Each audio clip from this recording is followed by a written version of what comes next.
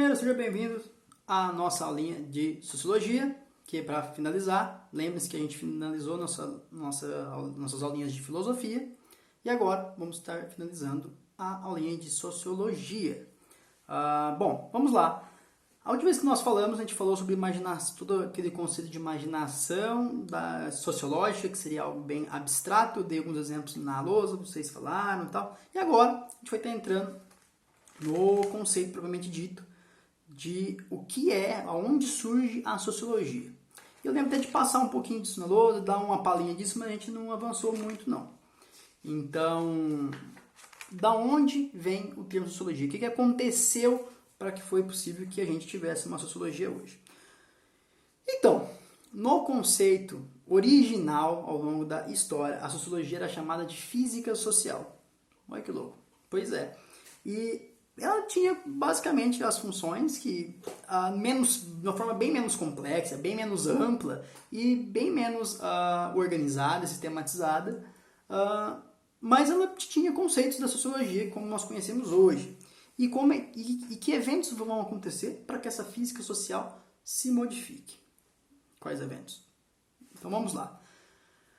Primeira grande mudança do pensamento humano acontece na Revolução Científica, ou também chamado de o Renascimento, aí que vai acontecer na transição da Idade Média para a nossa Era Moderna, né? Então, com esse conceito de renascimento, algumas ideias que anteriormente eram resolvidas e respondidas pela questão religiosa passam a ser respondidas pela razão humana. E o ser humano passa pela primeira vez a ser o centro dos estudos e seja também um ponto-chave nas artes. Então acontece um foco ao conceito humano mesmo.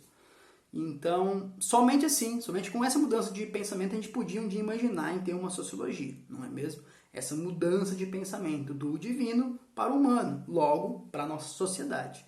E isso ia continuar mudando até a chegada do Iluminismo. Iluminismo esse, que também é chamado de o século das luzes, em que diversos pensadores, eu não vou citar todos eles aqui, mas podemos citar Denis Diderot, que é um dos grandes organizadores da enciclopédia, por exemplo.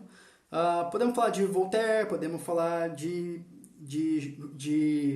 Rousseau, que vai estar dizendo que o homem nasce bom em algum momento e essa questão da moralidade humana é corrompida pela sociedade. Enfim, diversos pensadores, ambos herdando aí o conceito de como pensar o ser humano, o humano, e usar ele e refletir através dele a nossa sociedade e ver quanto ele é um reflexo da nossa sociedade. Isso começa aqui. Então vamos ter autores do período do Iluminismo mais focados no humano e outros mais focados na sociedade e até alguns mais focados na economia, como é o caso que vai influenciar em algum momento aí surgir o Adam Smith, que é o grande pai do liberalismo. O liberalismo, vocês veem todo mundo falar aí na internet? Então, é uma parte econômica, mais voltada para a área econômica, mas não tem como desvincular isso da sociedade, né? E vai surgir também como decorrência do pensamento iluminista, ok? E o iluminismo vai pautar justamente uma movimentação gigantesca aí, chamada de Revolução Francesa, lá em 1789, que é um movimento que vai abalar as estruturas políticas e da sociedade daquele momento. Então, é normal agora a gente pensar por que teve que tudo isso acontecer para a gente ter um olhar específico para a sociedade. Então, teve diversos eventos que mudaram o pensamento da humanidade, do divino para o humano, diversos elementos que começaram a pensar a sociedade, ter a sociedade como objeto de estudo, e a gente teve um evento máximo, que foi a Revolução Francesa, que inverteu padrões da sociedade, regime político, tudo isso mudou e foi reconceituado em um ideal mais racional e totalmente separado do pensamento do divino e etc. Embora alguns pensadores ainda assim vão ser muito religiosos, não vão estar desvinculados desse pensamento em si, só para deixar vocês saberem, só para avisar vocês, pra vocês dividirem, não transformarem numa coisa só, que sim, tinha alguns pensadores que eram muito religiosos e acreditavam sim numa razão com o divino. Mas, continuando. E com isso dito, a gente vai chegar no conceito, no momento da revolução social, que vai trazer uma grande mudança social aí, que agora, com essa grande massa industrial funcionando, uma grande massa de trabalhadores funcionando, vai mudar o conceito de como a gente vê a sociedade. E aqui vai surgir os primeiros conceitos de divisão da sociedade em uma sociedade de classes, em trabalhadores, os operários, aqueles que os empregam e tudo mais. Isso tudo seria dividido uma sociedade em classes. E aí possibilitou que surgisse um cara chamado Augusto Comte. O Augusto Comte é o pai da sociologia. Sempre tem algum pensador, algum estudioso que pode estar discordando dessa afirmação, mas ele é tido por muitos como o pai da sociologia pelo simples fato que ele é o primeiro a parar de chamar de física social e usar o termo sociologia. Então ele vai estar ciente de todas essas mudanças da sociedade que está acontecendo nesse momento. Ele está vivendo um momento aí da transição para a Revolução Industrial, ele está vivendo isso, então ele vai ter algumas questões bem definidas. Ele vai dizer que existem conceitos na sociedade, segmentos que são estáticos, só que eles têm coesão e devem sofrer manutenção com o tempo. E que os conceitos são esses. Ele vai chamar que a estática social é dividida em família, o Estado, a religião, a linguagem e a propriedade. Esses termos, esses conceitos, por mais que nesse momento a burguesia estava no poder, ditando muitas coisas, ele vai dizer que esses termos possuíam uma coesão. É possível observar uma coesão entre esses termos. E esses termos, principalmente, existia uma dinâmica social que os ligava, e esses termos deveriam sim ter uma manutenção de tempos em tempos e entender essas mudanças, essa mudança que muitas vezes por mais que tivesse uma ordem, existia sempre um progresso para onde essas mudanças levavam. Então, com isso dito, o Comte vai começar a se organizar o que seria a escola da filosofia positivista, ou curso de filosofia positiva. E dentro desses conceitos eu gostaria que vocês anotassem uma coisinha, aqui na página 25. Que é o seguinte: a teoria de Comte ressalta que ao longo da história da humanidade o ser humano buscou diferentes formas, isso no terceiro parágrafo, diferentes formas de explicar os fenômenos que o rodeiam, variando em grau dos fenômenos gerais para específicos, quando do mais simples até os mais complexos. Tal concepção do conhecimento está ancorada na ideia de progresso e de desenvolvimento, na qual os seres humanos e os grupos sociais estariam se direcionando linearmente rumo a uma concepção mais objetiva de realidade. Então ele vai dizer que existe uma ordem na sociedade e sempre essa sociedade que tem essa ordem, ela ruma para um progresso. Então, assim como tudo, o pensamento e o entendimento da nossa sociedade, como nós vimos ela, ia deixar de ser uma coisa e ia chegar no que seria, na concepção dele, o ideal. Ok?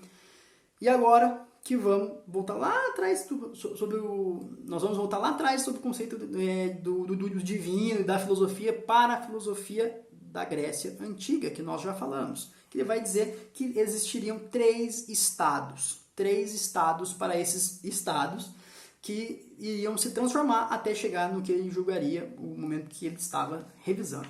Esses estados seriam o estado teológico ou fictício, estado metafísico e o estado positivo. E o estado teológico é tranquilo, é o estado que as resoluções são almejadas através da criação de mitos, deuses e lendas. E tudo isso era uma forma de explicar a sociedade. Aí ele vai dizer que o estado metafísico é a transição disso. É quando começa a se questionar e para de se buscar as respostas apenas nos deuses, no divino, na mitologia. E isso continua transitando até chegar no estado positivo, que eu vou ler para vocês. A abordagem, aqui na página 27, no segundo parágrafo, eu vou ler um pedacinho.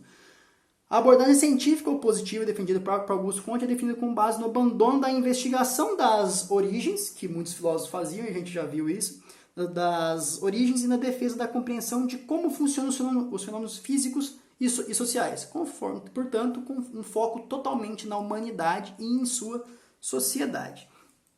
E só para não precisa grifar essa parte que eu vou ler não, mas eu acho interessante também. Caracteriza como a subordinação da abstração à observação. A importância da observação no estado positivo reside no fato de qualquer proporção anunciada, qualquer afirmação deveria corresponder a um fato observável, particular ou universal. E com isso, o estado científico ideal para ele seria o que ele estaria em transição naquele momento da história em que ele estava falando. E aí entra um ponto interessante. A gente está falando uma noção de progresso definida, uma noção de ordem. Vocês já viram onde que isso vai cair? Então, uma das coisas que ele vai defender com unhas e dentes vai ser um estado laico, um estado completamente distante da religião. Porque senão, completamente dividido da religião. Senão, ele vai estar cometendo lá, na cabeça dele, seria a mesma coisa do estado teológico, em que a religião ditaria o estado que ele deve ou não ser e para onde ir. E a lei fundamental das coisas para Comte, vou fazer só para a última coisa que eu pedi para vocês grifarem na página 25, lá no último parágrafo, eu tinha esquecido desse detalhezinho, acho importante que vocês grifaram. Comte acreditava ter descoberto uma lei fundamental criada com observação de todo o desenvolvimento da inteligência humana, desde os primórdios até o seu tempo. A lei fundamental consistia na ideia de que forma de conhecimento humano da humanidade, em suas diversas fases, passaria necessariamente por 3 estados históricos diferentes, que os estados que eu acabei de ler para vocês e mencionar. Agora, onde isso tem a ver com a gente? Bom, lá na nossa Constituição de 1891, se não me engano, isso mesmo, 1891, estabeleceu que o Estado é laico. Embora a gente pode questionar, que a gente vê diversas menções à religião no nosso Estado hoje, isso é lá da Primeira República do nosso país, e tem um embasamento direto da filosofia de Comte. E outra coisa que é baseado 100% no pensamento positivo de Augusto Comte é o seguinte: a frase ordem e progresso, que está na nossa bandeira, estampada lá, porque ele acreditava que sempre a nossa sociedade, nossa humanidade, deveria seguir uma noção positiva rumo ao progresso. Ele acreditava principalmente na ordem. Geralmente, a frase máxima, sem ser da nossa bandeira, está aqui. A manutenção parte da bandeira imperial somada à máxima positivista. Ordem e progresso representavam as novas aspirações da sociedade brasileira, que valorizava tanto a conservação das tradições quanto o progresso nacional. Então, olha só o tanto que cai diretamente na nossa sociedade.